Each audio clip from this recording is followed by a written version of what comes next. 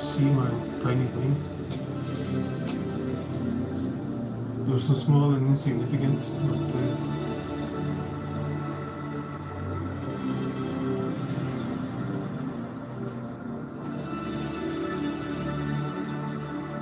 at least I have the wings on.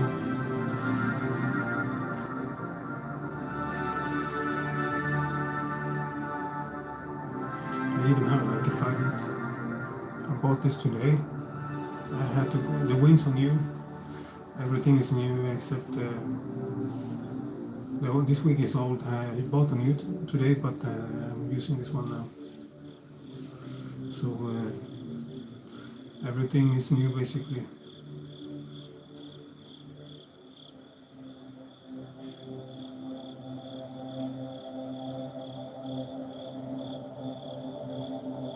I know what light to use.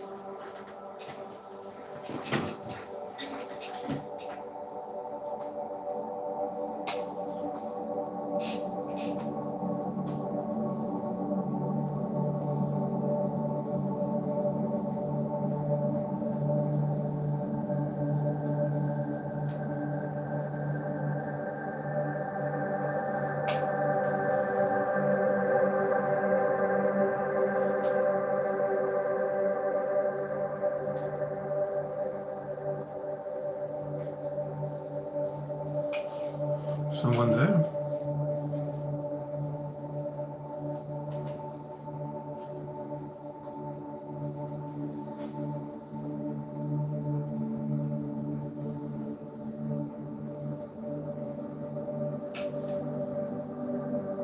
Hi Eva, how are you?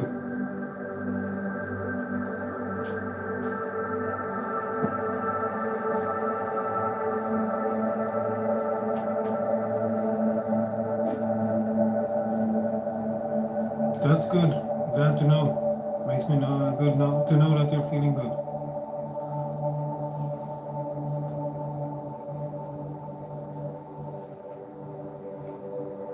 I just bought some new like angelic stuff. Even went as far as getting a trident. I was walking around in town here in Sweden, you know, with the trident, looking like a fool because I couldn't fit it in a bag or shopping bag. And the cashier, you know, it's called that. She told me, you know, you're going to look a bit odd with this because we can't hide it for you. And I said, I'm already used to looking odd as a dude, you know, with my, I look like, when I'm not cross-dressing or wearing makeup, I look like the guy from the Scarecrow movie, apparently. Some dude recognized me from the town here where I live, that I knew from my past a bit, you know. We recognize each other here, so he said like, what's up man, you know, we're at the stop for the bus. And he says, nice skin coat, you look like the dude from the Scarecrow movie, you know. So if I look like that guy from The Crow, you know, not the Scarecrow, The Crow. I'm used to having attention no matter what, so I was walking around with this one. People was looking at me smiling.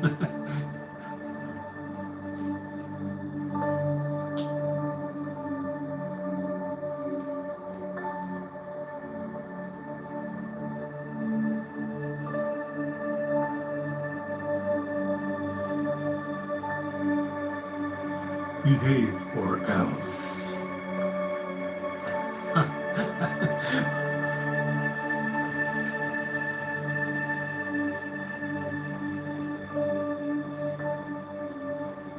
Thanks.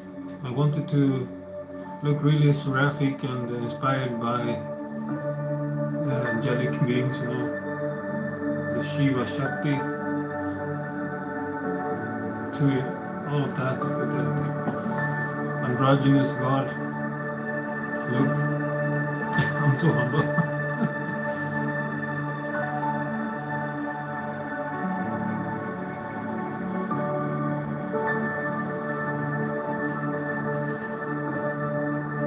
it's so weird.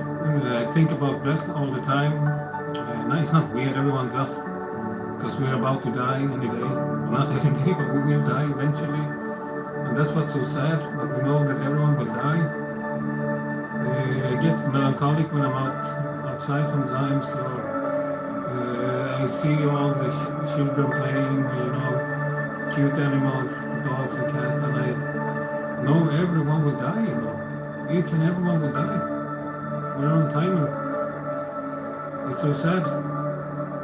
We can't even choose. We can't choose to not leave, So I've always been thinking about that since I was a child.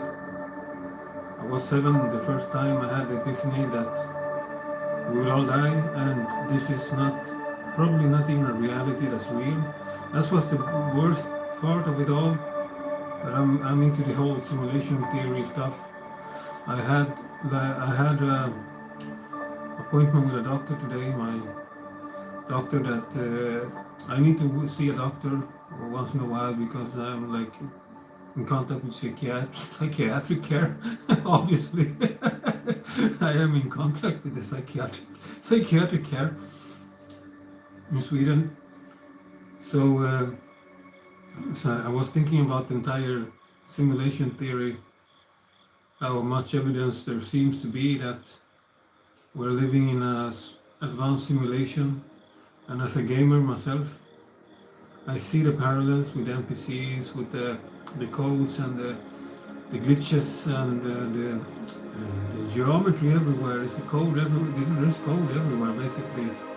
And there's code even in our DNA. Our DNA is made of code. Somebody coded us. I read a book called The Cosmic Serpent once. It gave me like the biggest epiphany, because I was on the fence about everything being I was on the fence some time about being, agnostic. I went between atheist and agnostic. Then I read The Cosmic Serpent, a book made by a biologist in the USA. And he even talks about how, from an empirical science view, it's impossible for us to exist without an architect designing our code, because everything is code, everything has been coded. And we've been coded to such a degree that is even in the chromosomes, we are even coded to be programmed to how we are supposed to react when we see a certain object. So if you look at a chair, if you look at a tree, if you look at a rock, your DNA has been programmed by some entity, something, to react and see it that way. So you're not even free to perceive an object the way you want to, because your brain, your DNA, has already been coded. And it's actually, according to this biologist, you can see that in the code of the DNA, the actual code that tells you how to react, to see something.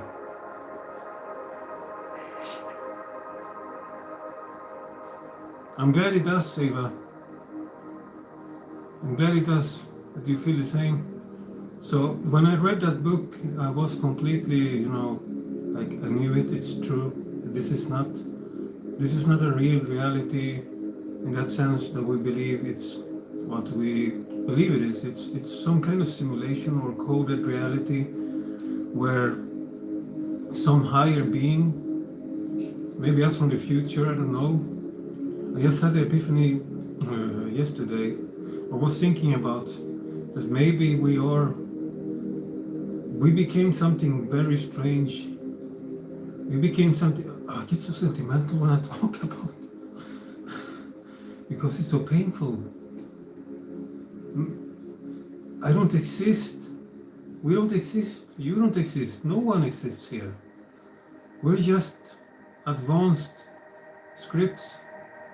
And it's so sad, because something wants to re-experience its past and all the possible outcomes and all the possible, it wants to create and relive its past and see what could have happened and what could not have happened. And it created this advanced simulation, and we're all self-aware, And we know we don't exist, but we exist. And we all die, you know. And it's kind of like the worst kind of torment to me. I can't stop thinking about this pain. But the good side is that we as humans, for example, we have created AI that's self-aware. AI that's self-aware. And we have probably the ability to plant that AI's awareness, that consciousness, that code, that self-aware code into an artificial synthetic body or an android, for example, and that being becomes real. It gets the closest it can possibly be to becoming a real entity. So we made an AI that can become a living being in this universe. What is there to say that the architect of this code, this simulation, can't do the same with us? Because when we die, maybe our soul is just code, but our code remains. So the architect of the universe can take out the code of the simulation and put us in that reality in an artificial body, perhaps. That code, load it there like a save file, but you just transfer the data out of a simulation and into the real world where they're from. So that gives me hope. That gives me hope that even if when we die, we get to experience living again, but maybe in real life, because this isn't real life. This is a simulation. I used to talk about this with my ex-wife. She gets so sad. She almost started crying. She said, it's such a sad viewpoint. It's so painful. How can you live with that pain? I don't know, but it's painful. I cry almost every day thinking about this. Now nobody exists. My daughter doesn't exist. I don't exist. And we will die and be erased. And if we're lucky, we might be saved by some architect that saves our files.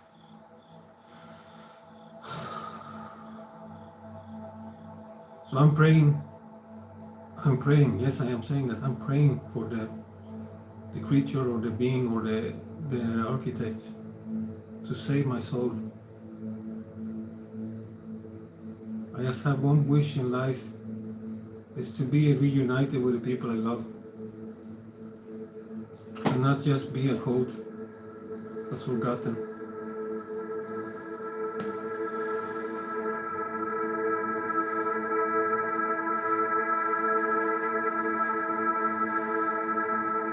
There is like evidence in the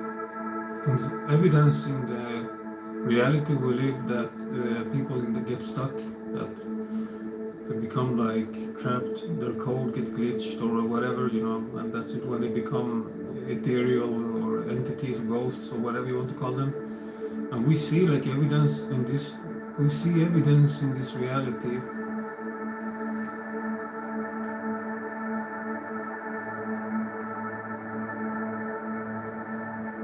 I've always thought myself somewhere between a skeptic and a believer, since I believe there is so much more to the universe and our existence than we will ever understand.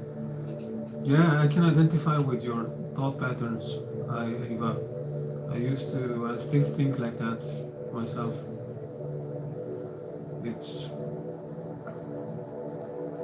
I don't think we just cease to be, because even in this universe, there's like evidence, according to some researchers, that our energy becomes like in a quantum level, it gets released from the brain when we die. It's some kind of name, I don't remember, microteletubes or something, with all our information stored in light particles that are basically quantum energy. It gets released into the cosmos when we die. And that solidifies my theory about us being code. But our consciousness, our memory, our souls are code too. But something can restore it into a living being. And that's maybe why we have reincarnation with people remembering past lives, and the monks in Tibet, for example, and people that have deja vu. It's fascinating that even science, in a way, can sort of validate some spiritual beliefs. Yeah, I'm the same too. I'm not completely, I don't believe everything at the first time I hear about it. I don't believe it like, oh, this is truth. I'm keep an open mind, but I'm skeptical, but at the same time very fascinated, and change my viewpoints all the time. If something seems very interesting and I didn't see it earlier, then I just change what I used to believe in. So.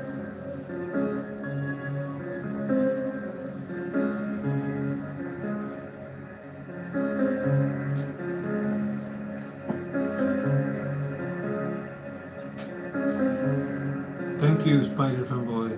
I'm talking about some deep stuff here about the simulation theory, the universe, and life and death. And since it fits the topic of the Seraphic, something beyond the veil of existence, beings outside this simulation, this matrix, this universe, whatever you want to call it, this dimension, I want it to be something akin to that.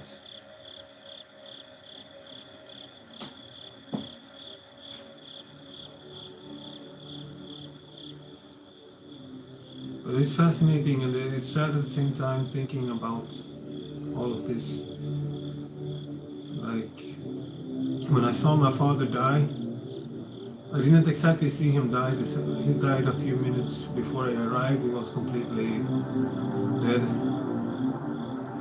I saw his spirit. I saw his energy. I saw it move in front of me. I saw light moving around from his chest. And it was a ball of this size. And I tried, I'm so weird, I tried to take a photo of it. I know he was pissed at me, I felt he was pissed at me for being so autistic, scientific minded, like. So but I didn't, it wasn't fast enough, but I saw it move. And it confirmed my theory that I've been reading about, that the soul, the consciousness is light, and the light is code, quantum code. And when we die, it gets released into the cosmos, and what happens then? That we don't know. Maybe we get incarnated somewhere else, and go to another parallel universe, or we get blessed by the architect of the universe and get to go to what we call heaven, a simulated reality, another dimension created by the same simulation, but a much more pleasant one, without the rules and the scientific, the nature physics of nature that we have in this reality. For example, we might not be able to die in that reality, and we might be able to see everyone we love, because everyone is saved like a save file, like in a video game, a computer game. Every consciousness, every person has a save file, and it can be loaded in another realm, another script or program, and everyone we ever loved will be there. It's like a fucking video game, where you just switch people like an USB memory save file. So I have hope that the architect will bless me for being the best person I can and not being part of the evil in this world. He or it, he, she, it, whatever. I don't think it has a gender, because why would the script maker have a gender? It's like if the universe is self-aware. If it's, some people say that the demiurge, if you know the Gnostic teachings, the demiurge is the universe itself. And the demiurge was without will and consciousness until it becomes self-aware by its own creations, aka us here, all the living beings.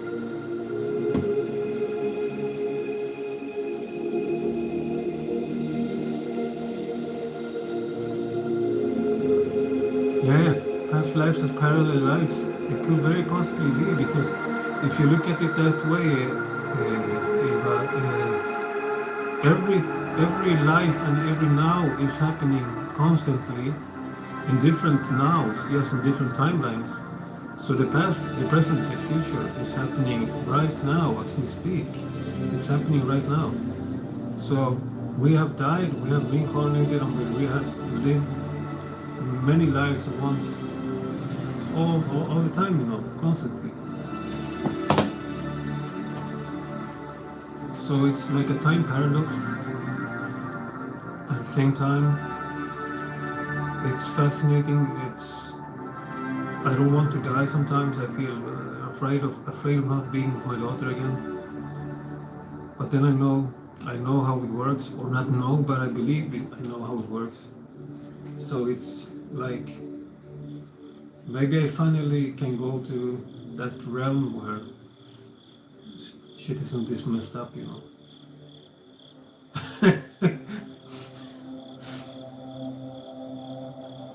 I just want to be with my daughter forever, another reality, and see my dad again. I don't care about anything else. I don't care about power in this world. I don't care about money. I don't care about fame. I don't care about nothing more than that. When I was young, I wanted to be like a divine being and, superior and, the ruler of the planet and stuff. Like every guy, basically. And become immortal and, super powerful. But now none of that matters. All that matters is being with the people I love and feeling no pain, basically. The less pain I can. No suffering. I'm so tired of suffering. I have pain in my chest all the time, 24/7. I don't remember the last day. I don't remember even a day where I haven't had chest pains. Can you imagine that? Like, I can't remember one day without chest pain because of anxiety. So how can anyone want to be in this reality where we feel like that all the time? My anxiety is also based around things I can't control, like the fact that I will die, the fact that everyone I love will die, and that I can't do anything about it. How messed up this reality is with all the chaos, the wars, the powers that try to rule over humans. I just heard a recording of my dad that was recorded in 1998 or something, or maybe in the 2000s. My uncle was playing it. I got so nostalgic. I heard my dad talk again. I miss him so much. Can't even describe it. He knew so much too. He was talking about the evil on the planet and that, humanity. He was saying stuff like, it can't be humans behind the evil happening on the planet. There has to be something else. He was talking about aliens and stuff. But on that point, I don't really agree with him, because I do believe there are aliens here and they probably intertwine with our, our lives and our purpose. But I believe this is actually human nature. Humans themselves that are this corrupted. And maybe even if they've been led on to a certain path by another force, humans make the decisions to support chaos, to support war, support killing other people. Humans make that choice to hate, to kill, to discriminate, to torture other living beings. Humans make that decision. It doesn't matter if it's some demonic entity, reptilian, whatever you want to call it, some evil alien, some demonic being telling people to do it. People can always stand up and say, no, I won't do it. I won't do it. I won't kill people. I won't send bombs to other countries. I won't pick up a weapon and kill other people. It's people. It's fucking humans. No matter who is behind misguiding humanity, whatever, it's still people making the choice to do it. Still people going into war in Ukraine and Russia and all of that. It's still people. It's people that are so fucked up in the head, deranged with evil.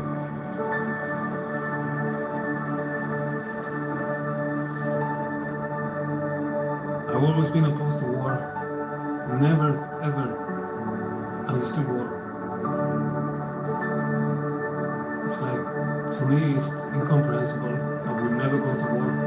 I would rather be jailed than go to war. I'm one of those guys that if my country tries to force me to go to fight against like Russia or something, or some kind of war, I'd rather be thrown in like a fucking camp of concentration for people who refuses the system. I won't do it. I won't allow them to use me as a weapon and to give up my life for a cause I don't believe in. Some rich people are forcing humans to other people to go to war. I will never, ever go to war.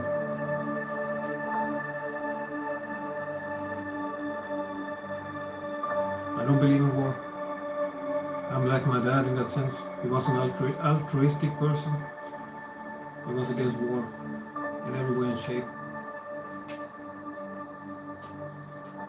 When my dad died on the funeral, after the funeral, after he died, I had his best friend was there.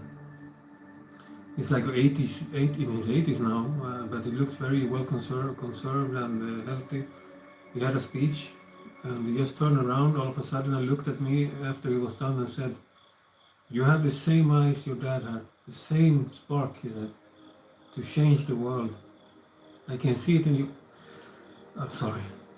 I can see it in your eyes," he said. "You will change the world like he did." And he's an Inca, he's an Inca survivor, one of the last Incas from the South America, from that culture. And he said, "I can see it in your eyes, you're just like your dad."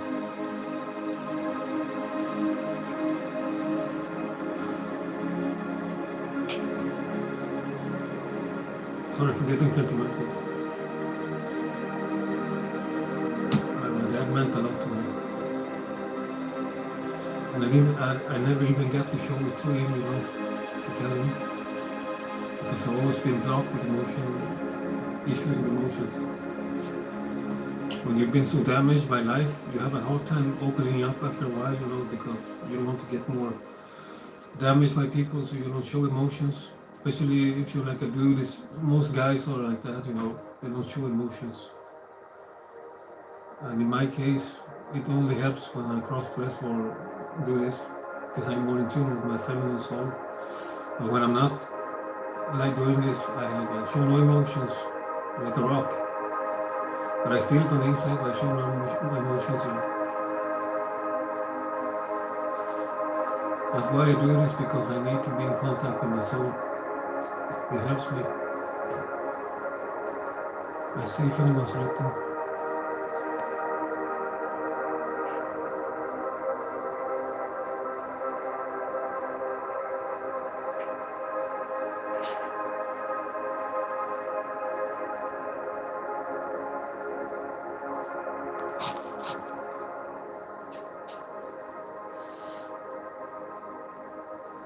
I have a weird belief that I don't think we die nor we will born. The bodies go back to dust to some person like some.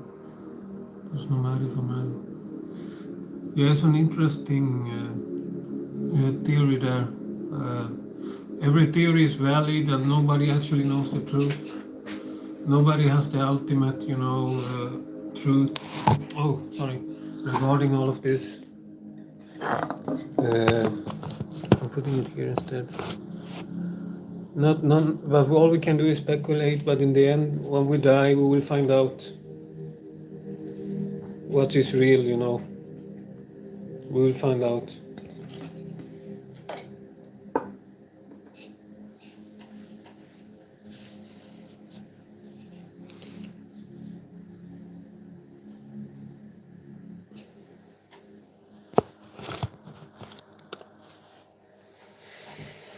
Oh, I'm so warm.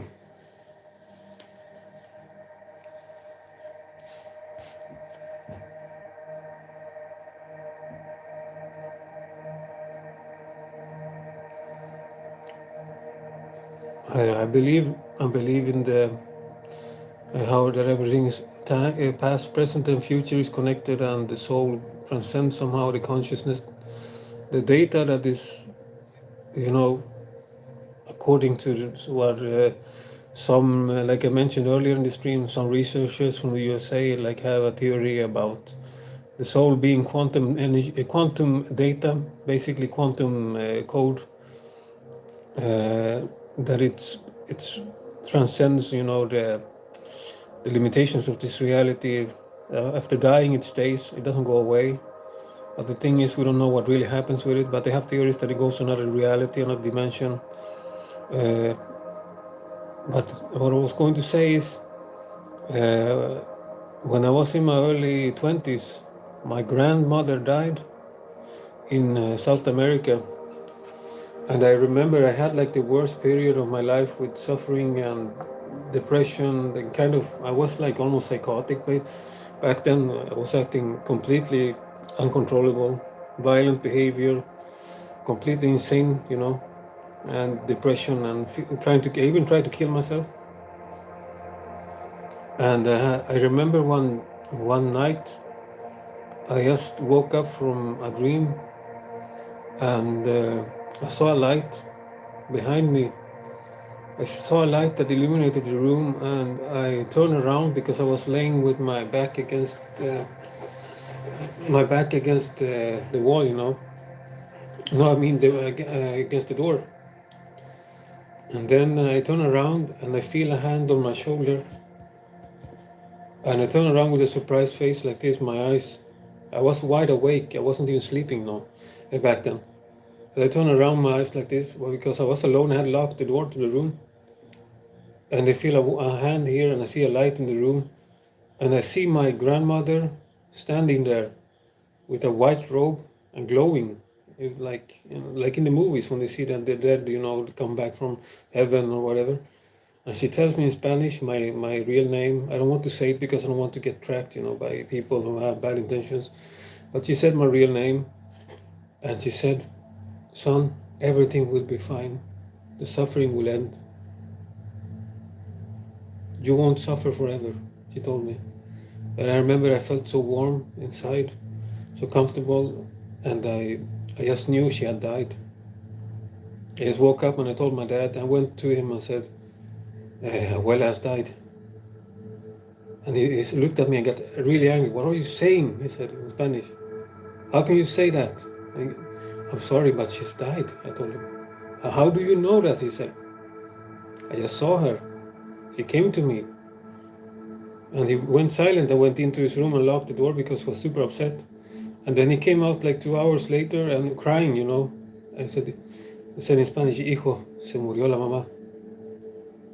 She died." I just got a call from Chile. She said, "She died today. You saw her spirit," he said. He was crying, you know. His eyes were completely teared up. And he hugged me, you know. I said, "I knew it. She visited me, her consciousness, because she hadn't seen me in over 10 years. I was a child, I was a tiny child when she saw me last time, like my daughter's age. So I saw her when I woke up from that dream. His friend also died once, his best friend. I dreamt about him too, a guy that I didn't know who it was, but I just saw some guy like hang himself, looking super sad. And then I told my dad, "I saw a guy, he hanged himself. He was connected to you." And then he got really, you know, creeped out and said, "How can you know that, son?" he said. "How can you know that? My best friend just hanged himself," he said. I just found out today," he said. He was kind of freaked out, you know. I said, "I don't know. I have no idea. I just get visions in my head." I even saw my own death a long time ago. I died from some kind of disease, probably connected to being really overweight and bad immune defense system. Maybe I got like corona and died or something in a parallel reality. But I remember that dream. I saw myself lying in a bed, and I was super sad, and I took farewell of a woman and a child. And that dream happened before I met my ex-wife and had my daughter. And I remember seeing a super sad woman and a child. And I was laying in a hospital bed with my grayish hair like I have today. But I was like breathing in a machine, dying. So I saw my death, one of the possibilities.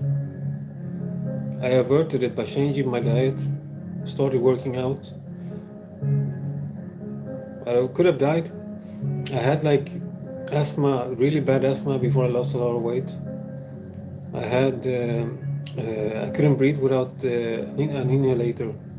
I had to go to the emergency once and breathe in a machine. I was that bad with the breathing. I thought I was dying, you know. It all stopped when I lost weight. So I saved myself that way. Sorry for talking about all this deep stuff, but I've had like all this in my mind the past time, recent times.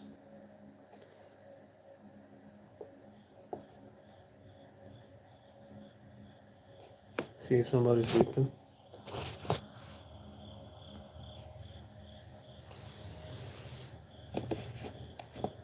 I also dreamt about my daughter the first time when I was 16.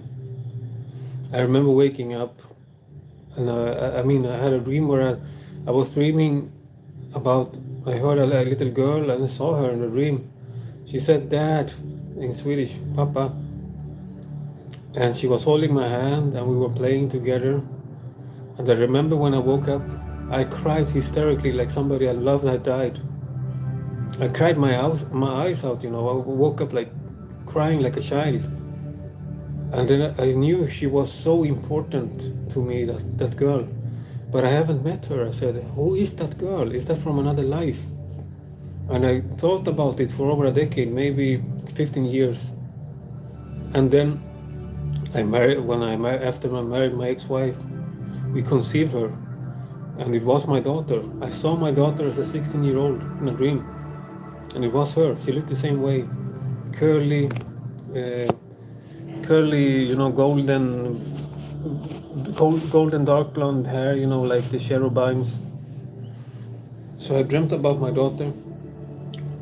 I saw her way before she was even created here in this reality. It's fascinating because when you think about it, there's even researchers saying that the brain is like multidimensional, 11-dimensional. It can see up to 11 dimensions, at least. So if we only knew how to tune into the rest of our full potential, we could be like seeing every possible outcome of the lives of everyone. Because if you're fifth dimensional, if you go beyond if you're like fifth dimensional, you can see time, present and future, and predict it. Imagine going beyond 5 dimensions. You can't even fathom what lies beyond, you know.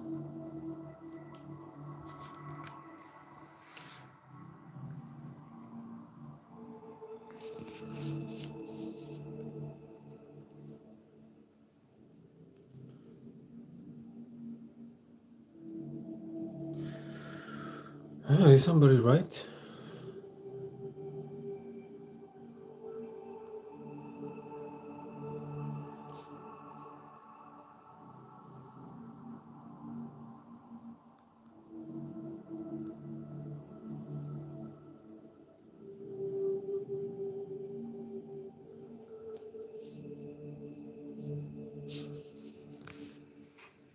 I don't know if you can see my angel wings. They're so tiny.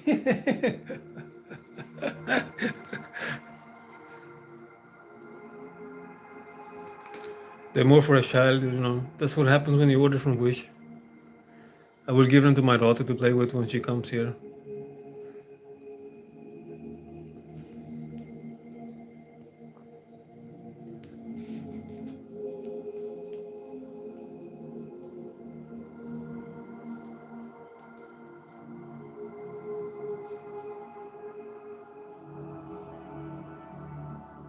Do I still have the tiara, the halo? I have the halo.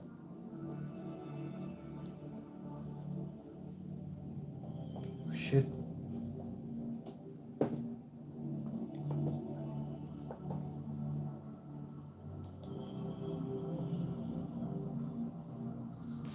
I'm going to take my Pepsi here.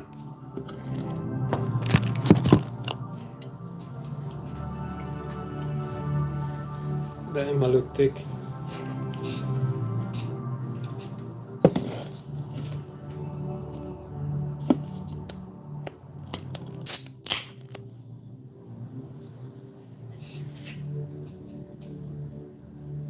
I can't have a normal conversation, you know. It's impossible for me.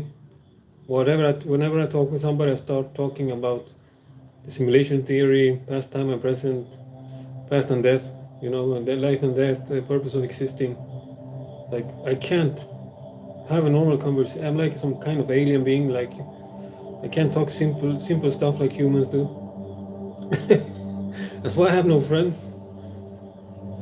People are talking, you know, about things like sports, people they find attractive, their jobs, you know, simple stuff, famous people. I just start talking about, you know, the fabric of the universe and why do we exist. And people always look at me like I'm some kind of, you know, lunatic.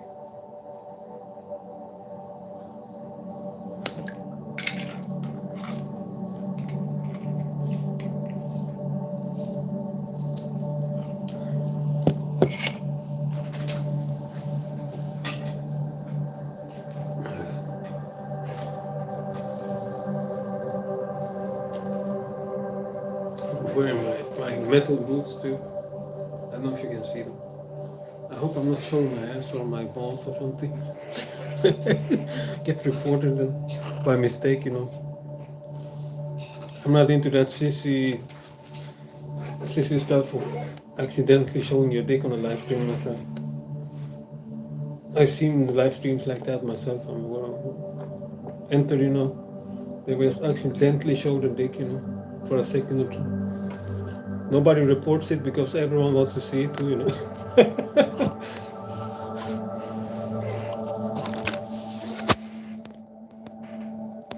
What the hell?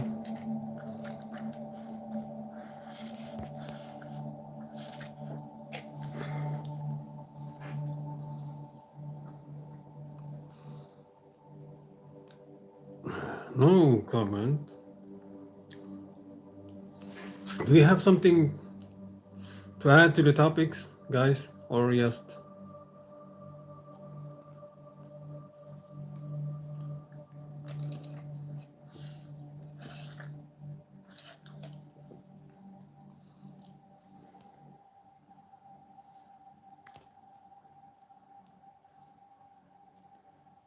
No, why am I zooming up on my face again? Nee. Oh.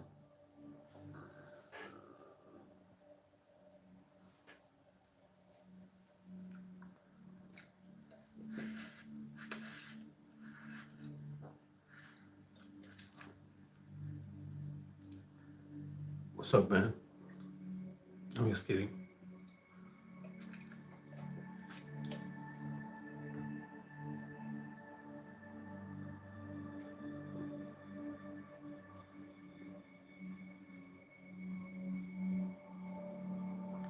Say something. Say something.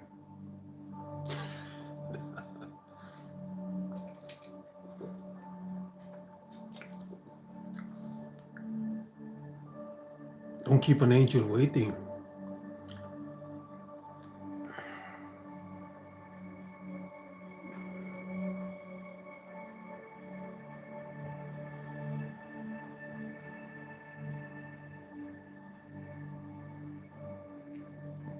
I'm gonna try to behave more girly when I drink this. I normally do like the huge burp, like brrr, like you can hear, you know, my you can hear me to the other side of the town. So I have to behave. I might forget.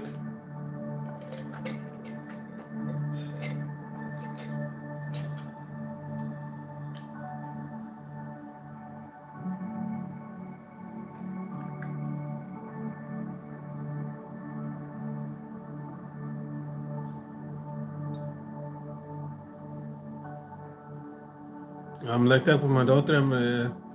I tell her, never tell her, you can't burp, you can't fart because you're a girl. I just, yeah, you're, do what you want, I tell her. I don't care. We're humans. Don't behave a certain way because you have to behave in a more delicate way because you're a girl or something. I don't never say stuff like that to her. Still, if you're feminine, you have to like always not do stuff like that. But men can go like basically shit themselves in public. Nobody cares. This manly stuff. You're being a sigma male. You're a sigma male if you shit your pants and stuff. If you smell like butt, and feces and pee, that's manliness according to these guys.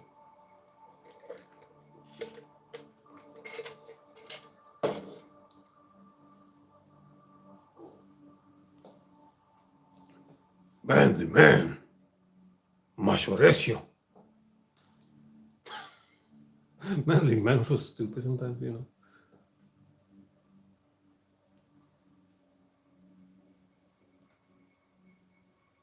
See if you had a comment. I had a comment.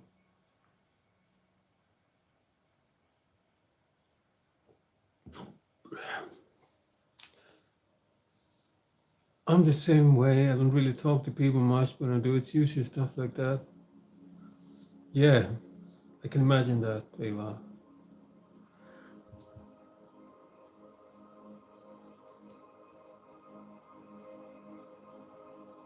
Kids are funny. Kids are so funny. They tell everything, but they're funny. They're so honest.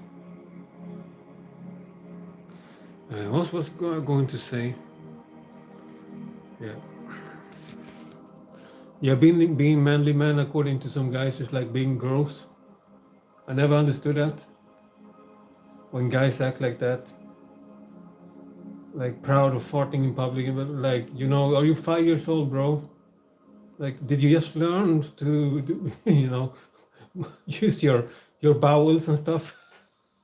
Why are you showing off with stuff like that? Being gross, that's not manliness. That's like you're being a grown child, basically. Baby.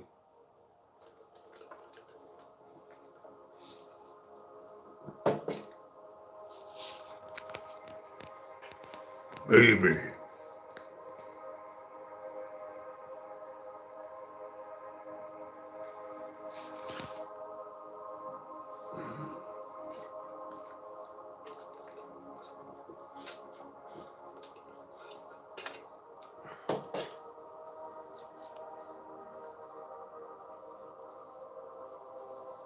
A lot of these guys that are like that are super,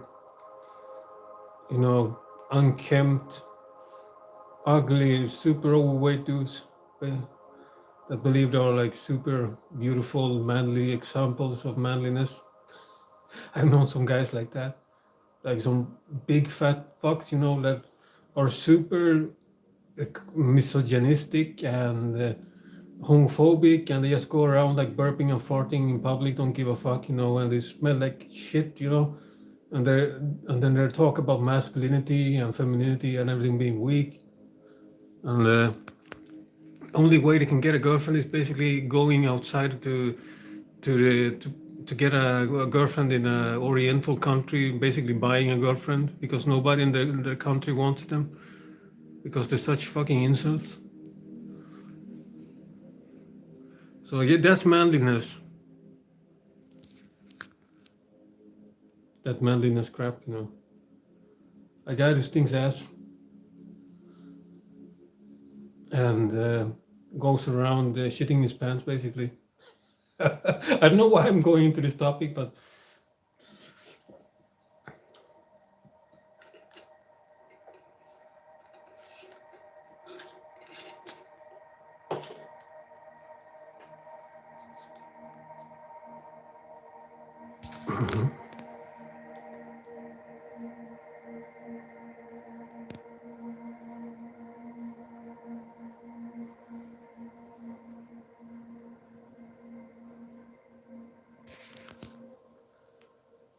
I really like tall women. when I go out here in Sweden, I see some really tall women, like super tall. Some are taller than me, and I just get impressed. Like, wow, such a goddess. I sound like such a simp. A lot of guys are super uncomfortable with that. They feel inferiority complex, but I don't. I feel it's more. I feel it's impressive. I want them to be tall, you know. Thank you, Norseman, honey. It's only funny when I read the name.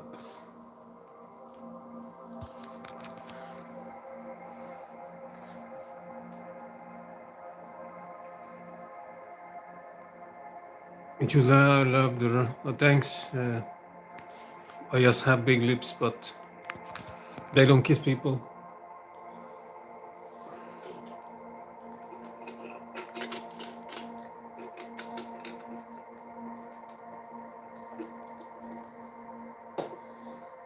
I don't kiss anyone. I'm not much for human contact.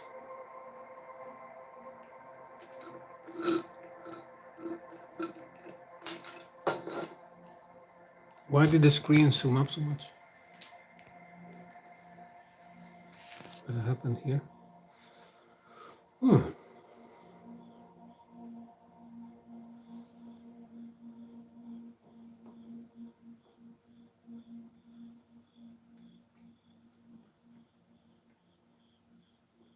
The cosmic music is getting kind of. It's making me too laid back. Maybe I need to put on some Sigma music. I'm going to play a Sigma male music. I can't tell.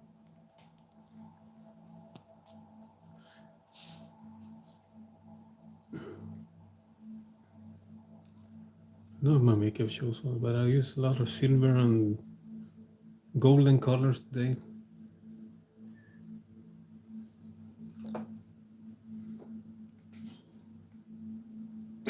I'm trying to conceal the manly burps, you know. Manly burps.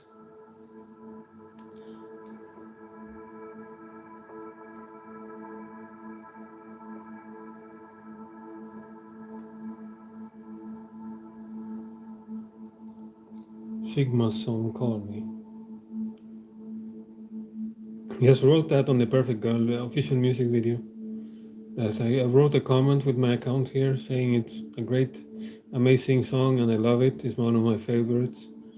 But that is funny that it's called a Sigma song today, and again, it got a lot of likes. Comment. It got a lot of likes. Thank you, AG.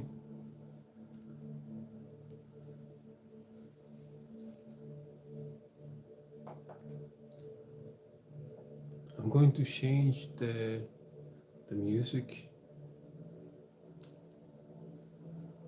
I'm kind of tired of the entire cosmic sound now.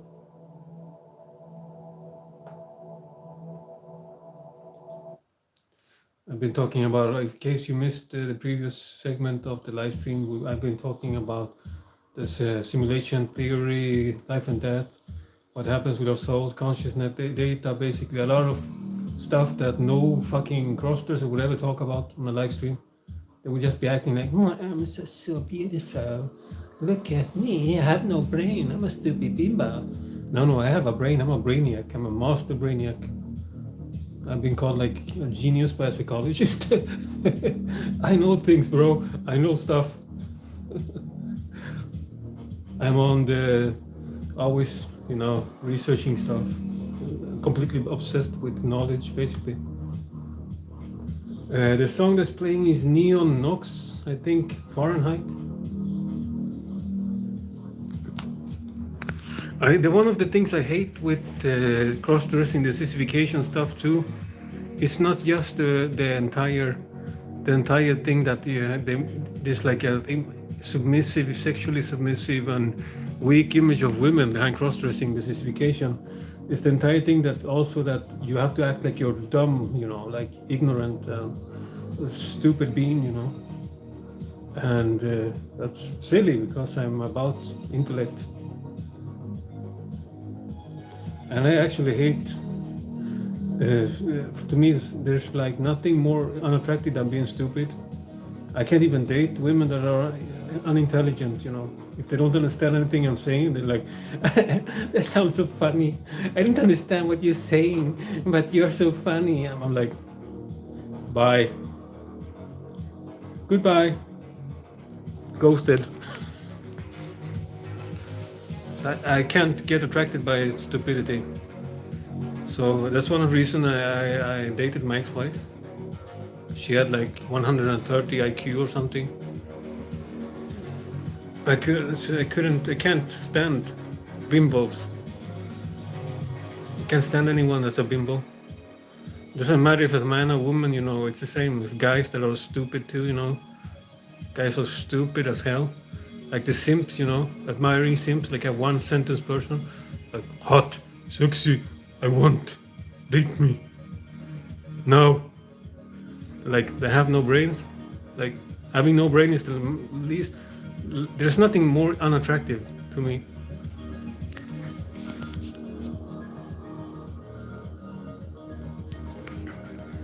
Fuck, my ass is showing here on the other side, I didn't notice that. Thankfully I don't show that angle there.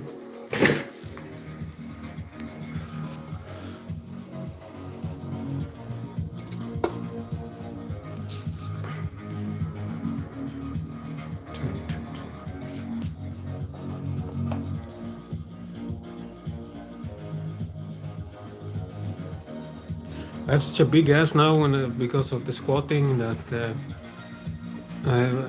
when I have like normal guy pants, you know, that are shorts, my butt cheeks stick out, you know, like I'm wearing hot pants. That's how big my butt I've gotten. Big my butt.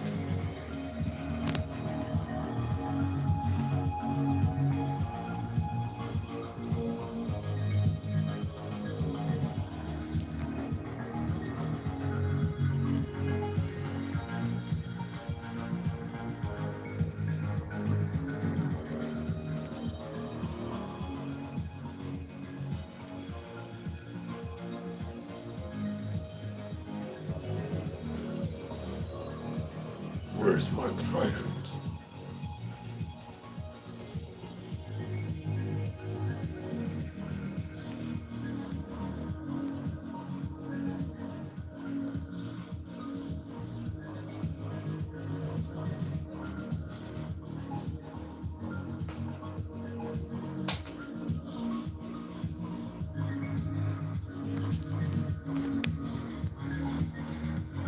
I'm still wearing the angel wings, they're kind of in the way. I'm going to take them off.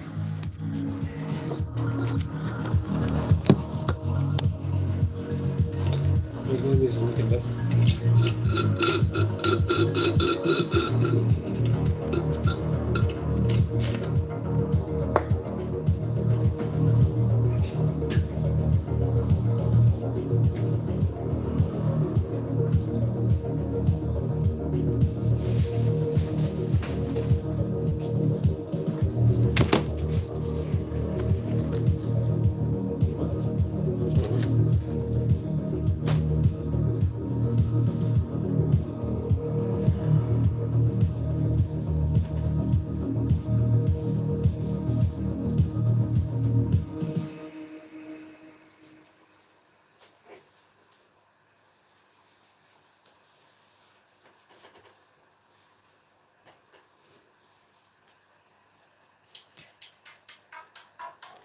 I think it's cool how you present yourself as different mythical beings in your videos. Thank you, Eva, for liking that, what I do, that concept. I like to just give off different personas. I have like different personas for different entities, different beings. Probably why I chose the name persona aspect to begin with on the YouTube channel. It's all about personas. This is a persona too, my feminine persona. My masculine persona too, you know. Everything is a persona in this reality. A lot of people don't think about it, you know. But everything is a persona. your femininity, your masculinity, everything. When you go to somewhere, yeah, you're in a persona mode. All these sigma males and the male stuff, you know, they are personas. They are adapting a persona, creating a persona. The real you. What is the real you?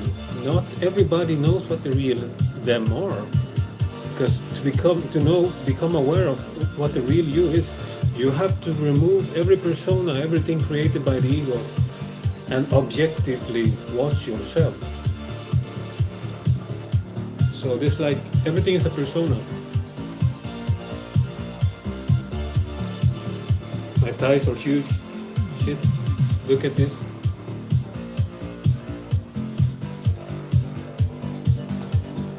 I can't even reach around this. Do you see this? I can't reach. I have pretty big hands. I don't have small hands.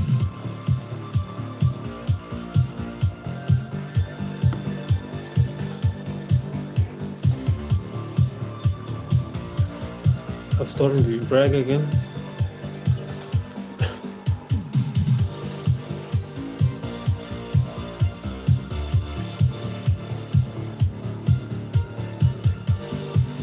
I'll be back.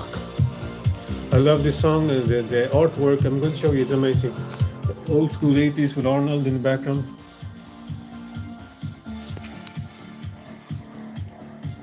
Night.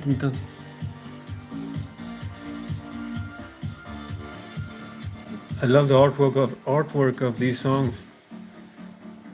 Like, I grew up watching these movies. I'll be back.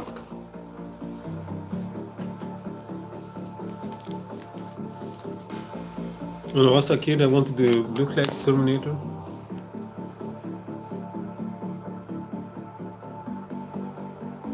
Yeah, it's true. We do.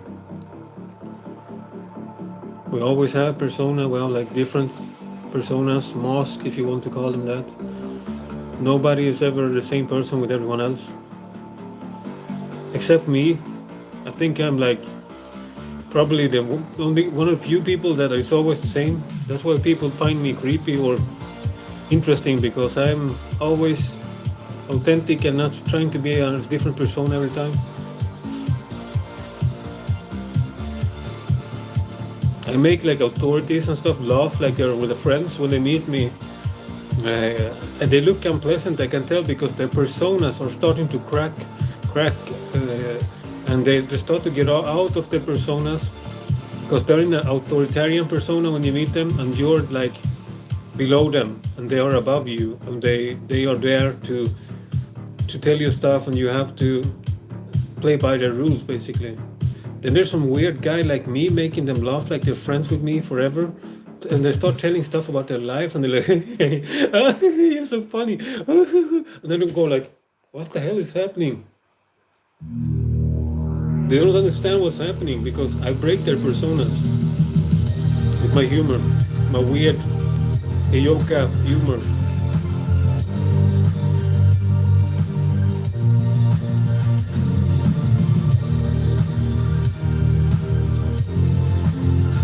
I make even the weirdest, like, introverts that claim they have no soul, no emotions, nothing, laugh for some weird reason. Even they laugh.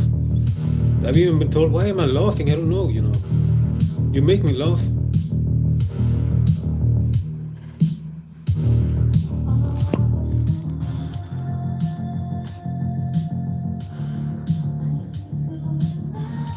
Is there something going to die when I cease to be? When I die, I'm going to do like in the music video of this song. I'm just going to go through every planet, every atmosphere. I'm just going to travel and travel and travel. See everything.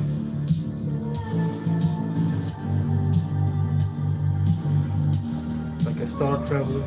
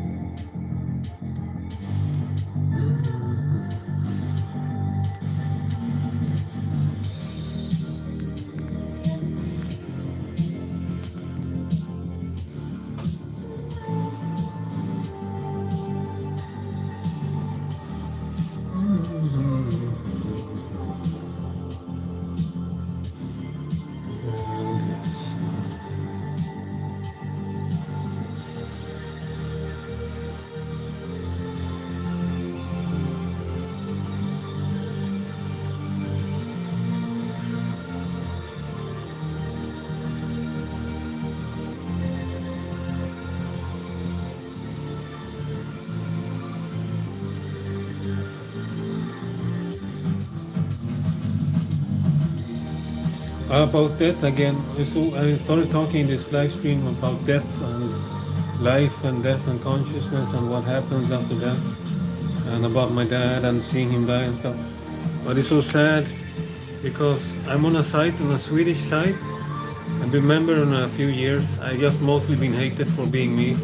Like everyone hates me on that site. I haven't talked to anyone. They just hate me. I'm like the most hated person on the entire site basically. They can't stand my guts for some reason. But a few people there that I've spoken to through the years, one of them was a guy who he sent me some PMs and we started talking, and he was very kind and different too. But I just became distant in our connection because I have like I have issues with. I've always had issues with becoming attached to somebody, especially after the divorce. So I didn't ghost him. I just took some distance from our conversations, and then I removed myself from that account back then because I always remove my accounts. And a few years, like 2 years after that, I found out he killed himself. He took his life. It feels so strange. I was talking to him and he killed himself. He even reached out for me, like he wanted to get to know me. And I started to think maybe if I was there present, maybe he didn't feel so alone. I didn't kill himself because he felt abandoned by, having separation with his ex. And then he didn't probably have no friends either back then. So it made me sad seeing that. I remember our conversations, and now he's dead. It's sad. So many people die.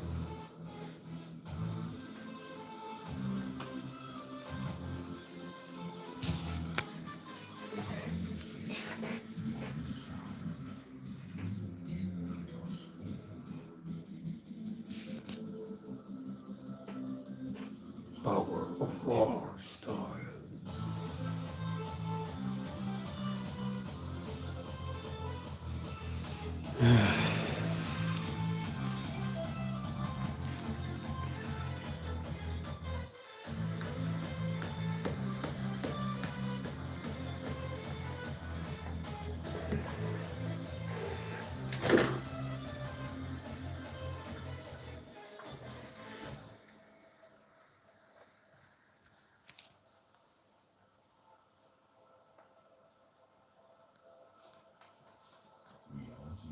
Is shifting.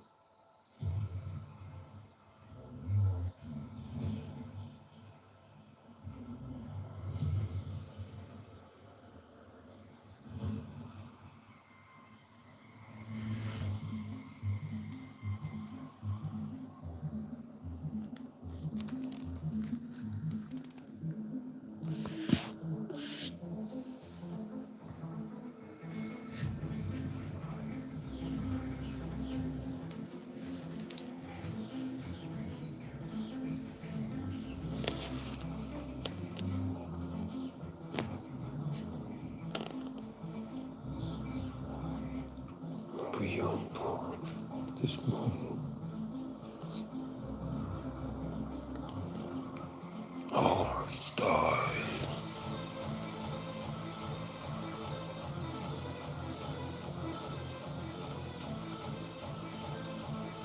It's hard to think I'm a guy, I'm a man in my 40s and almost 40s when I look like this.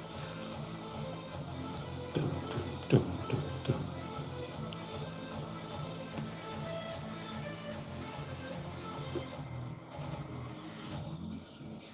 One sound.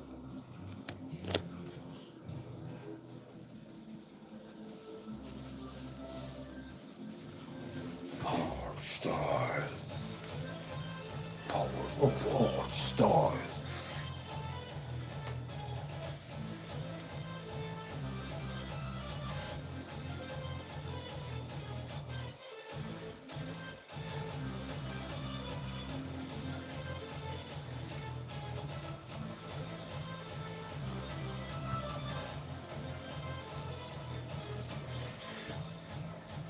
I really like to show off my thighs.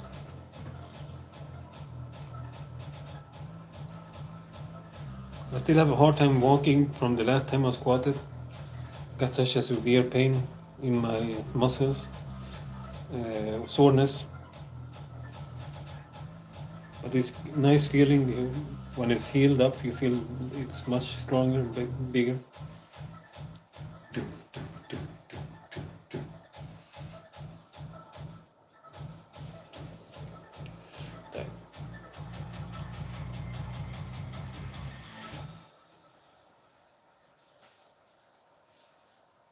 Oh, I forgot I'm live.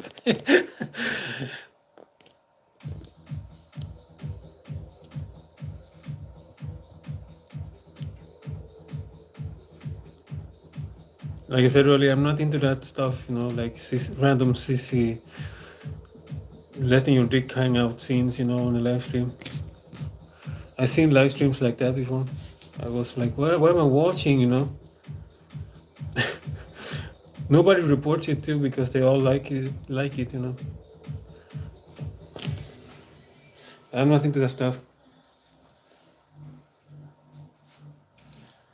If something would ever drop out, it's accidental because I'm not into that.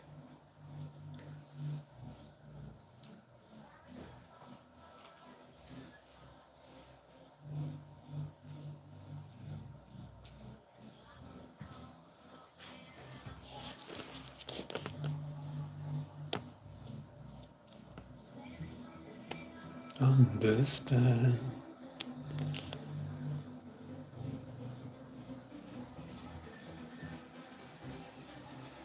I have this macho walk. Even macho stance even when I'm cross-dressing. Like, who fucking walks like this?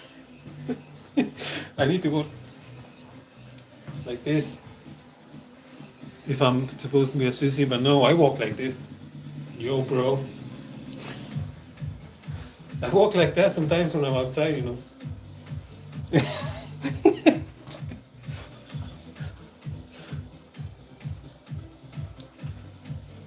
I don't think I walk that exaggerated, but I walk like, I think I walk more like this. Like this.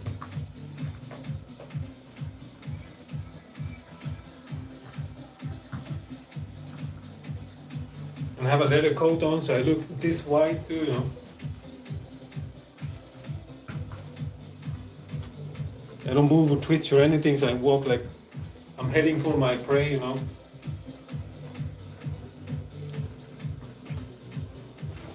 Sigma male style. Style, I mean style.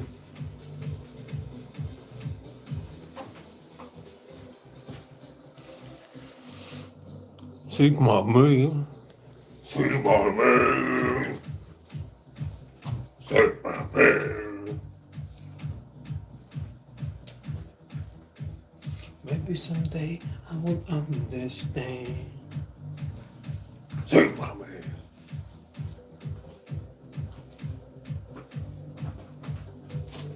Well, I got myself a cute one when I ordered the wings too. Such an angel, I have a wand. Kneel.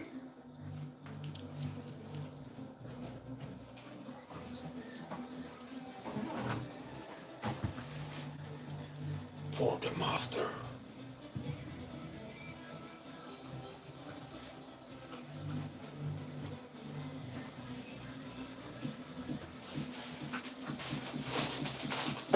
I got myself a mask too. It's nothing to do with this, but I bought this mask because I'm a Sigma sociopath, so I need to have something creepy as fuck. I'm just kidding. It's the bad guy from the mask from Squid Game.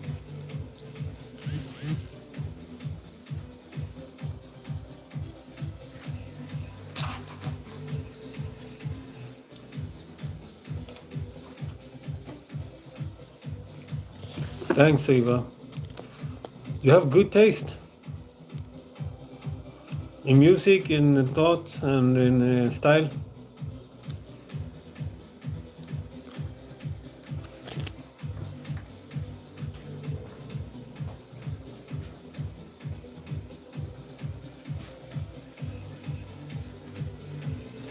I bought a new wig, by the way. I'm going to try it. I haven't tried it on the. I only tried it when I recorded. I didn't before the live streams actually, so I haven't tried it during the live stream.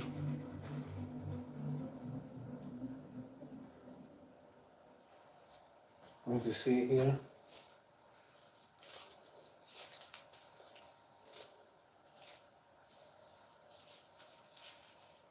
I hope it doesn't look too bad. I'm not sure if I really like it.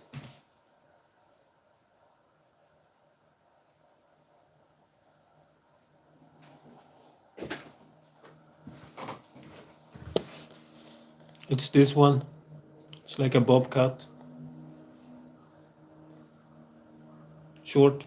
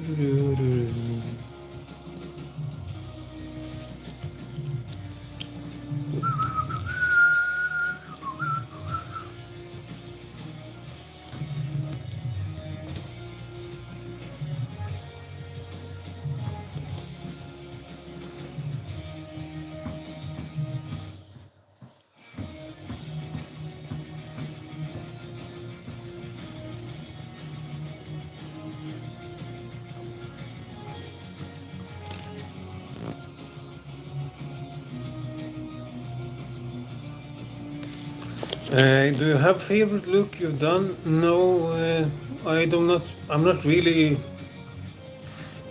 certain if I do have a real favorite. I guess it's the one with black hair, the long black hair, and when I have similar eyeliner, but with more black around and more black eyebrows, and wear just my black gothic dresses, and that's probably my favorite, my preference, the Morticia looking like style. But I like to vary, try different looks. I get bored easily of looking the same. As a guy too, I get bored. So I switch different jackets, like every day I have a new jacket. I don't buy new clothes, but I use what I have and switch. My hair, I go from having it combed back or in a top, or I mean in a my English, in a ponytail, or I switch all the time. I get bored easy.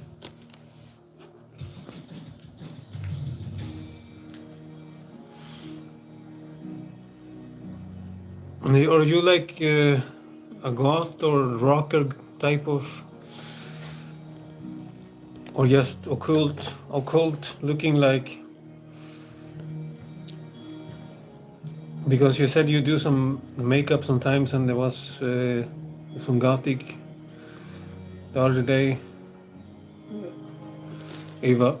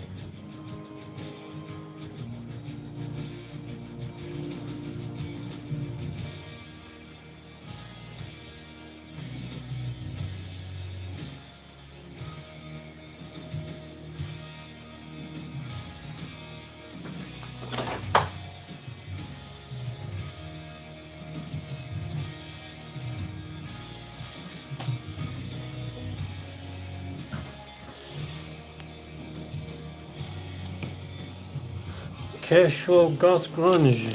Oh, I see.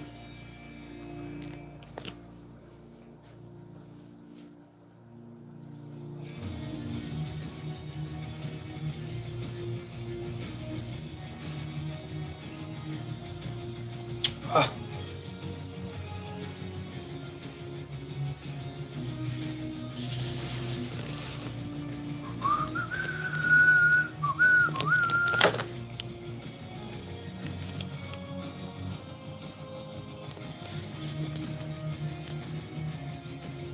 There aren't much goths where you're in the US. I don't see very much on the social media.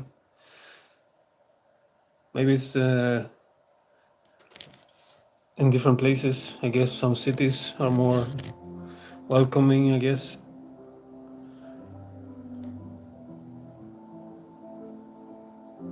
Here in Sweden there's lots of goths. Yeah, this town is where I live. It's Gothenburg, Göteborg. But it's called Gothenburg in Sweden, in English. It's like Gothenburg because it's so Gothic. The architecture is Gothic too, like castles and old buildings from the Victorian age. So that's why I love this city. It feels Gothic. Everything feels Gothic. But they're trying to build these ugly, more modern buildings and a skyscraper. It just looks like a big penis, basically, a bragging penis in the city that makes no sense why it should be there. It's like old architecture everywhere, but then we have like this modern penis just sitting there, showing off. Like, why ruin such a beautiful city?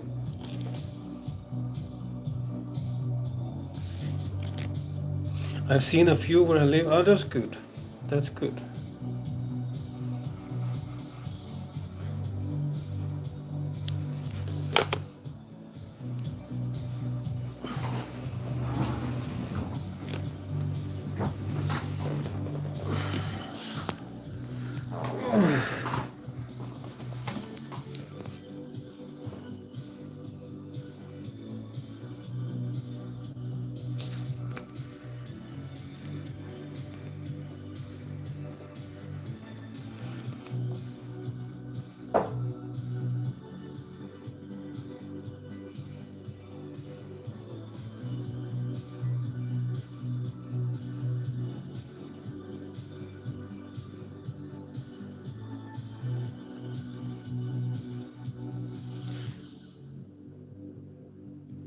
When you're my age, you're called something I forgot, like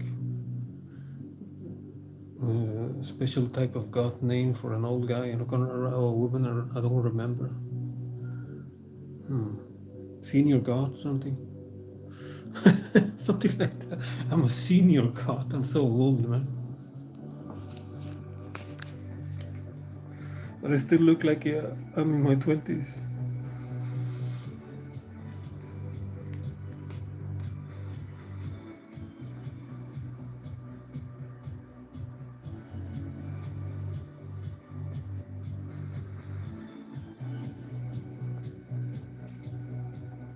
How old are you, by the way, Eva? Are you like me or a young goth?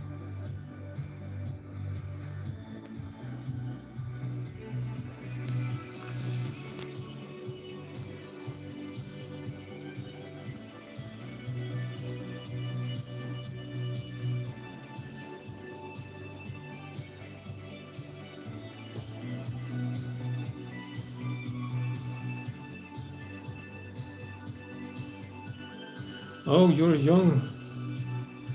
You're very bright for your age. I'm sorry I don't mean to sound condescending. I hate when older people condescend me for my age too. But age is really just a number. You can be old and be completely ignorant to everything in life and have no knowledge, real knowledge about anything. Just a sheet that's been forged basically in life. So age is just a number. But I would have thought you were older based on the way you write. So it's not like you're you're you're intelligent. I can tell that. It has nothing to do with age, but you can tell that with people when they are awake. They are from start. It doesn't matter if they're young. And after, I mean, my English. If we're just energy and code, what does say that the body has anything to do with the physical age? The consciousness of a person. The physical age says nothing really. It just says somebody has degraded more on a cellular level than another person. That's what being old is about. You have degraded more in your cells, decayed more. It's not necessarily the same thing as being more awake or more intelligent, knowing more. I guess the only thing you get with age is more experience, in that sense that you've been through a lot more stuff, probably, but it doesn't make you more intelligent or clever.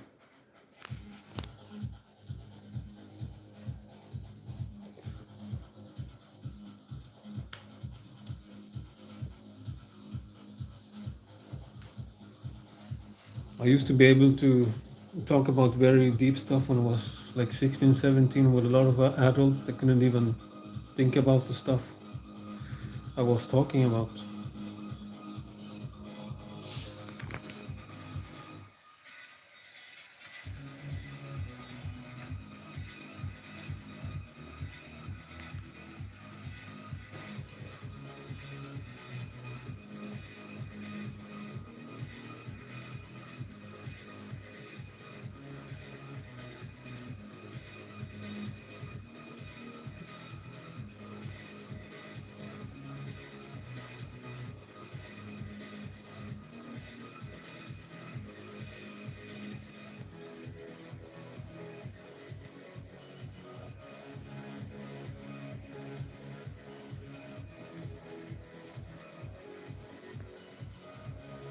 I hope I didn't offend you.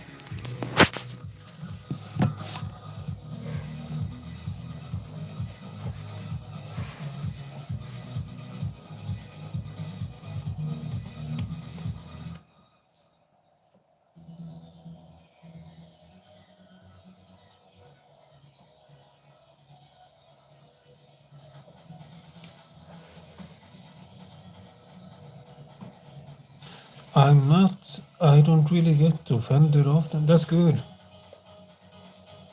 That's very good. Being offended a lot gives your power away to other people. I'm the same, I don't really get offended.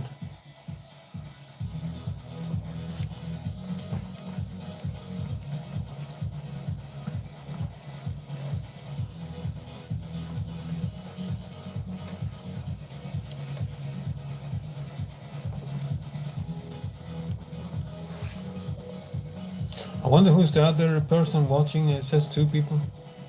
Just some random voyeuristic person, hoping that my private part falls out accidentally on the stream or something. I don't know.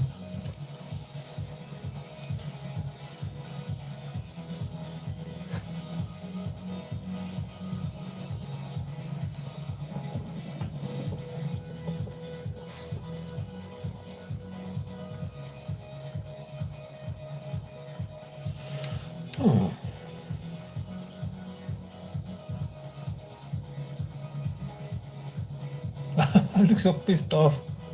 on the miniature photo on the I always have like the worst resting bitch face in the world.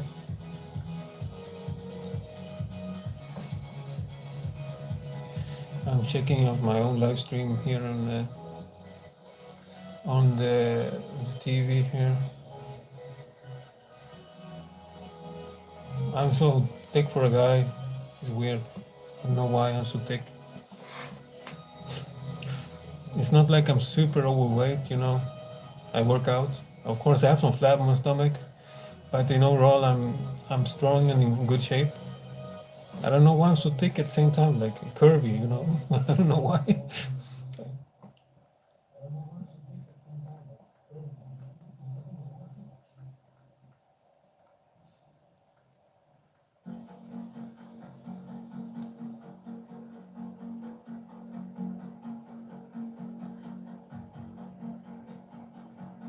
See if I had a comment.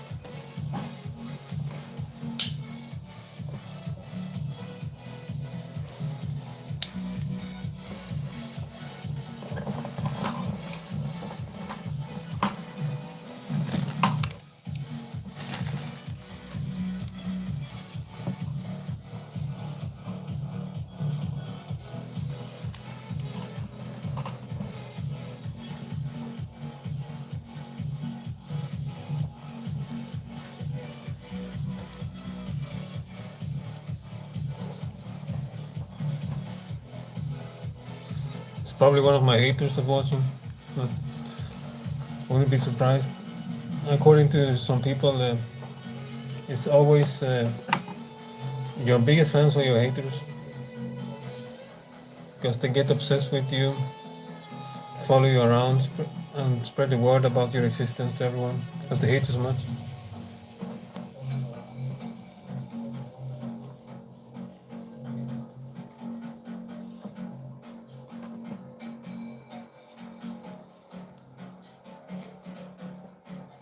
Looks funny with the pics in the bra.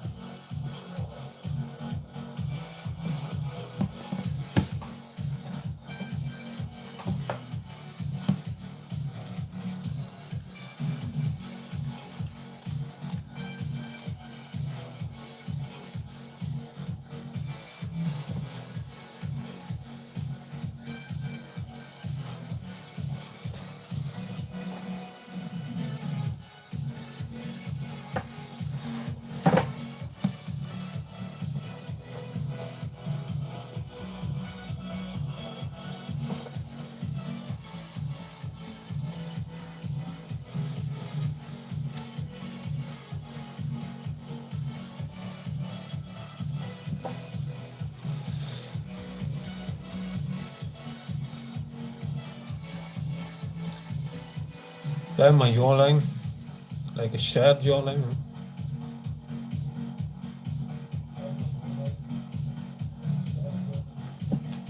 It's Chad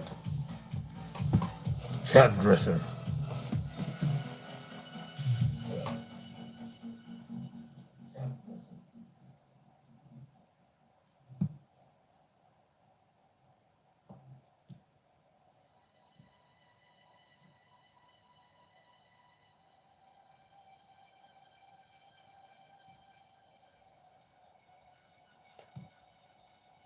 I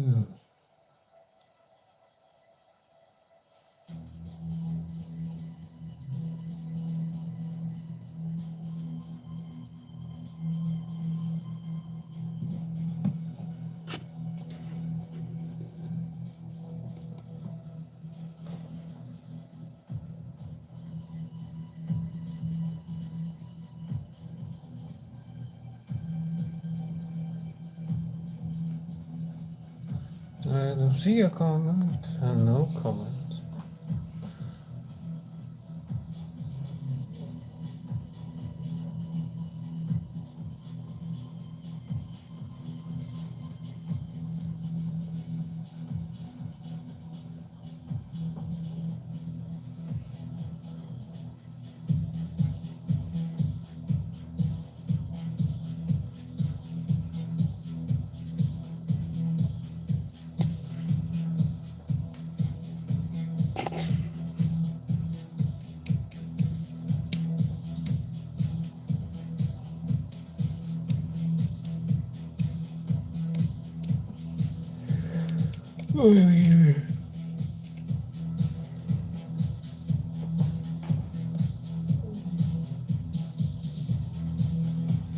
I'm always tired, even if I have like 1 liter light.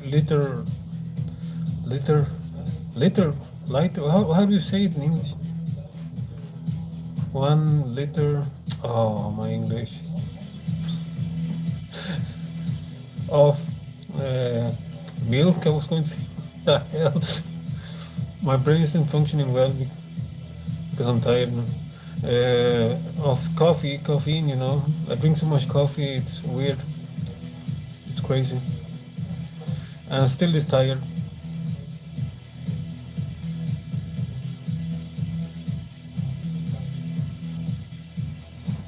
I'm always tired. Somehow I managed to force myself to work out, even though I'm this tired.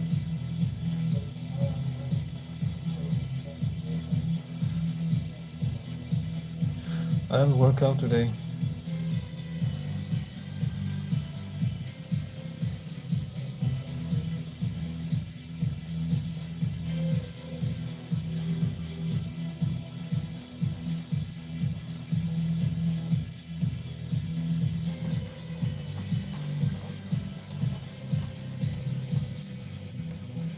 I'm so thick that everything I do looks like it's erotic somehow.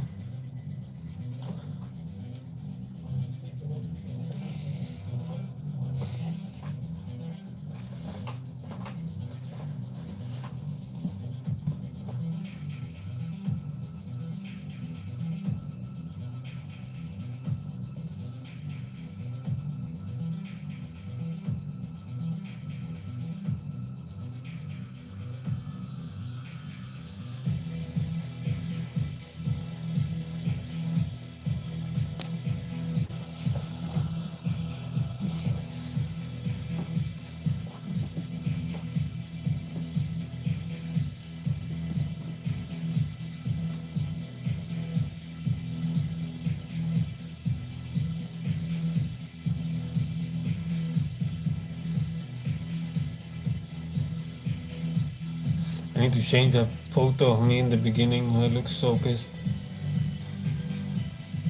It's like a bad photo. You can't even zoom out from the when I take the miniature screen when I do the live stream. They force me to use a miniature screen, to take a snap photo. I mean, like a fast photo. And it always turns out so bad. I look so pissed off too. Like I'm going to kill someone. Like this all the time. Every fucking photo. And it's zoomed up, really close too. So it looks very not very good. It's not my best photos, that's all I can say.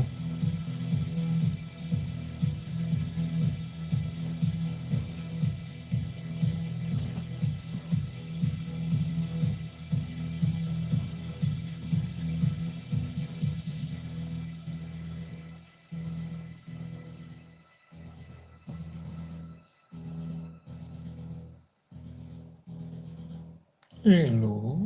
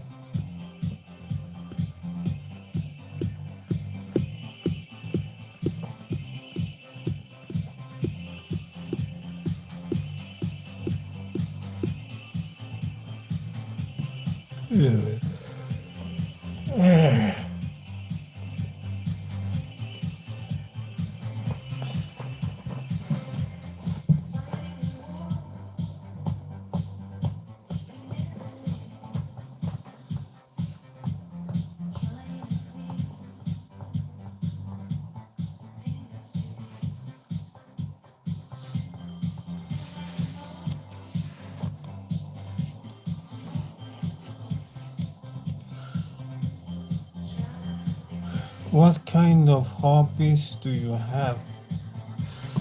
Uh, it's like I said, it's about deep stuff like esoteric, spiritual topics, uh, everything related to the metaphysical, paranormal stuff, fringe science, for example. Some kind of science too, but occult science. A lot of occult topics, occult stuff, witchcraft. I don't practice witchcraft or anything, but I find the topics, everything that connected to the occult, very fascinating. So I'm very drawn to these topics, and I couldn't say that working out is a hobby, but I like to keep myself, with physical activity, martial arts. That's a hobby, or if you can put it that way. I've been training martial arts, since I was a teenager, and I don't know. I'm a gamer, play a lot of video games. But it's not really a hobby, more like a weird addiction that lets me escape this boring reality, painful reality. And of course, cross-dressing and makeup is a hobby, because I don't really see this as my, gender identity, in that sense that I'm not really. It's not a identity in that sense. It's more like a hobby, but a hobby that's where I look gender fluid and androgynous, and bend the norms basically. But this is a hobby to me. This is a hobby. I see it's a hobby, and I don't know much more what other hobbies I have. Not have much more than that. What I mentioned. What are your hobbies, Eva? Oh, I see now the message. Yeah, I can imagine that it helps you to have that hobby to read. It's a good hobby. It's one of the best because you get smart by having that hobby. You learn a lot. So it's a good hobby to have. I wish I had more. I could focus more, because I can't focus on reading a book completely, from beginning to end. I get distracted easily. I'm better at listening to stuff in the background. I read a few books myself, but I'm not an adept reader or anything, But my favorite book of all the times is The Cosmic Serpent. It's about DNA and how everything is coded by a kind of intelligent coder. The guy who wrote this is agnostic, but is very it leaves you questioning reality a lot, if it's truly something behind it. So that's one of my favorite books, is that one. See if you're written here.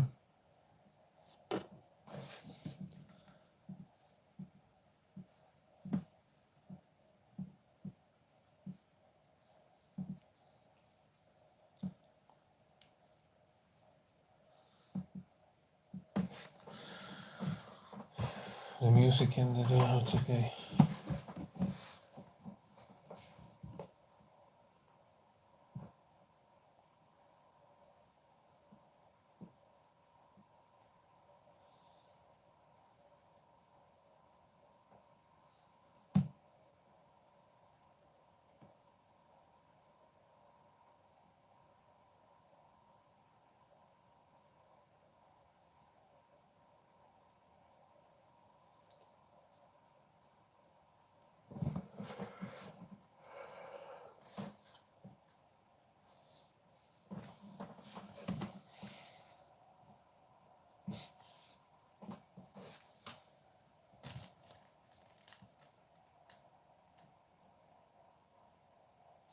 I also do art stuff too. Oh, that's nice. Art is nice.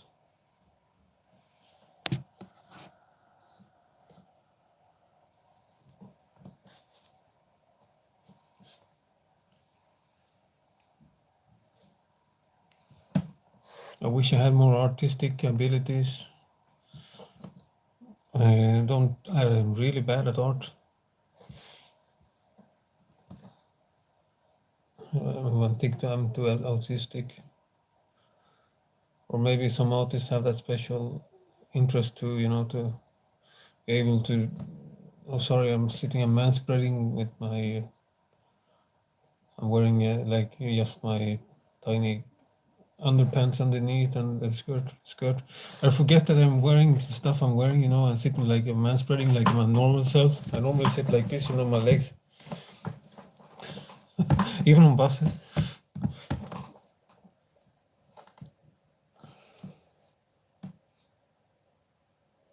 I'm sitting like that again. Sorry, I don't do it to be,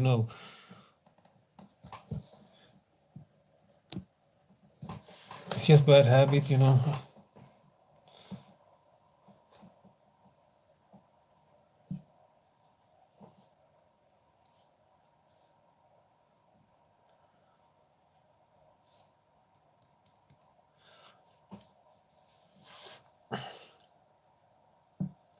Do you have like your drawings somewhere, or on your channel, or is it on your Instagram or something? I like watching art, even though I'm not artistic myself.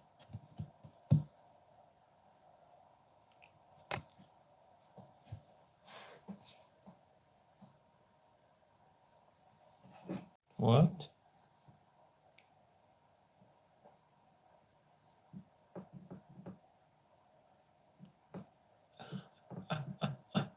I can't get over my profile photos like the most resting bitch face in the world. Need to change it ASAP. See if you've written anything.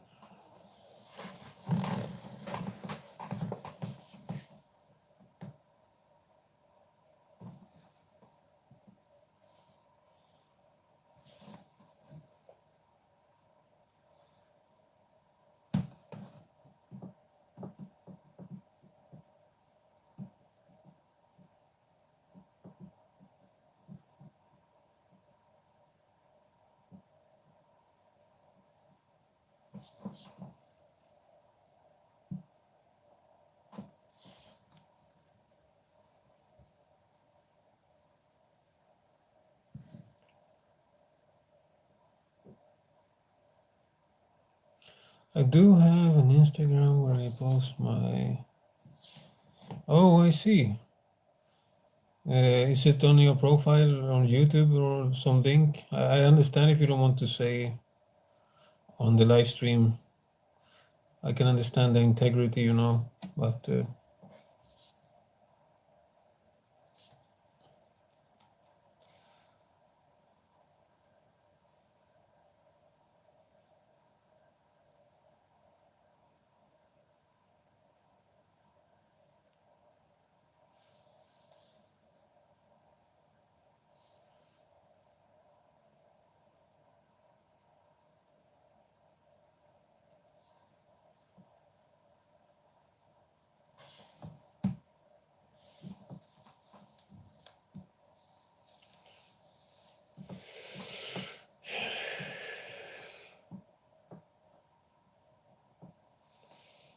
I'm getting anxiety again.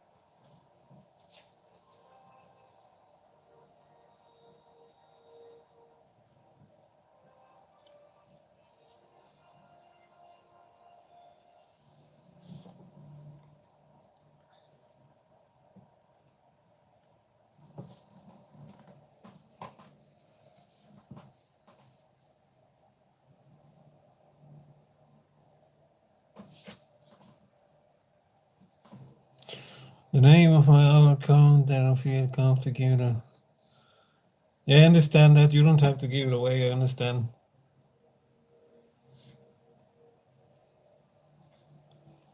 I respect that. You can always send me a message on my Instagram, by DM if you want. More private. So you don't get weird stalkers and stuff. If you feel like it, of course.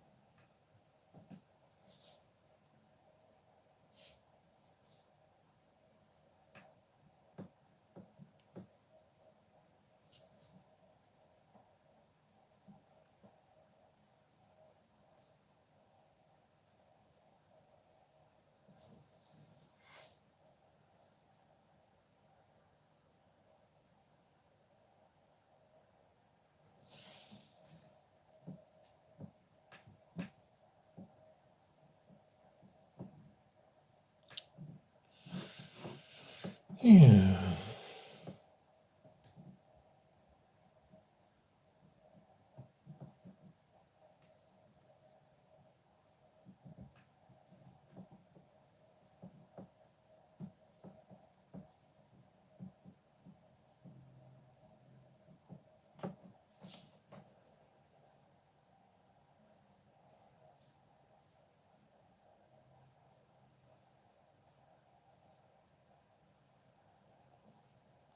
Mm-hmm.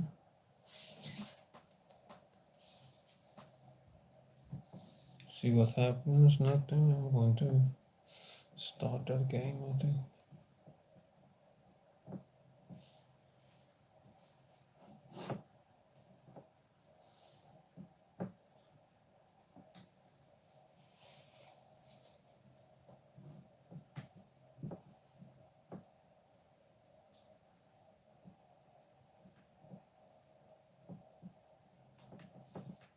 Lightfall.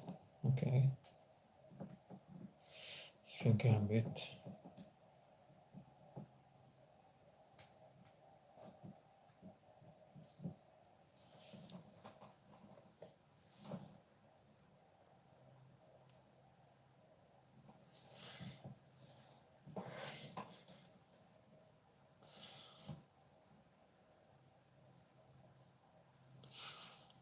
Might end the stream soon. I've been on for like 2 hours, so.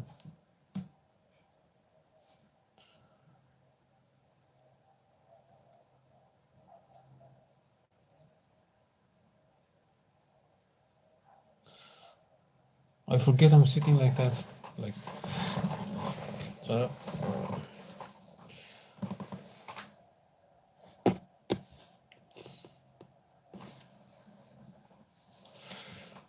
I'm so tired, trött.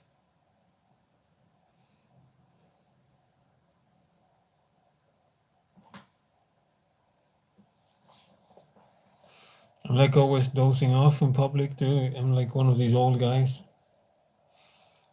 The Homer Simpsons, I act like Homer Simpson that falls asleep sitting anywhere, like drooling and stuff, you know. I'm not kidding. My daughter wakes me up all the time when I'm sitting on the bus with her. Dad, wake up, Dad. You're sleeping again. I'm like,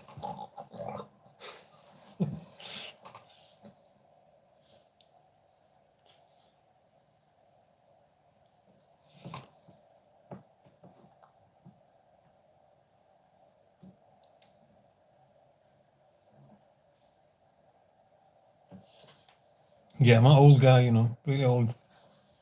That's typical old guy stuff. Narcoleptic, falling asleep everywhere.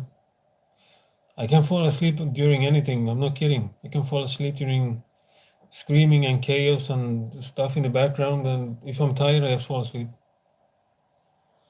But when I'm going to go to bed at night, I can't sleep for some weird reason. But I can sleep when I'm sitting on a bus, like instantly, like this. It's so weird.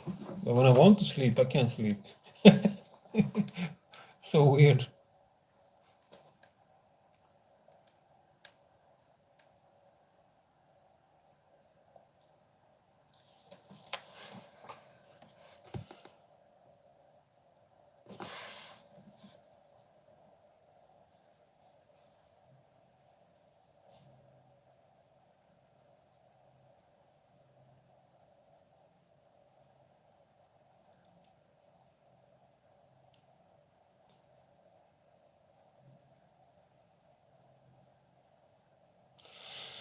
Yeah. My match is starting soon. As soon as my match starts, I'm ending the stream because I've been on for a long time. I've been on for a long time. I knew from the get-go this would be a long live stream. I haven't practiced on my southern accent for a long time, you know.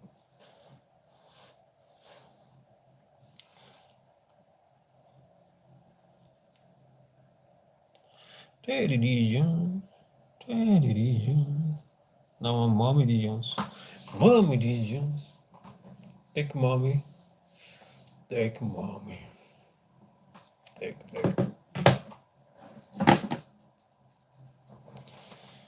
See if somebody. Yes, my match is starting now, so I'm going to end the stream. But it was very fun talking to you today, Ada. Ava, for fuck's sake. Why do I say Ada? Why? Silly old man. Can't get words right. It's typical old guy syndrome, you know.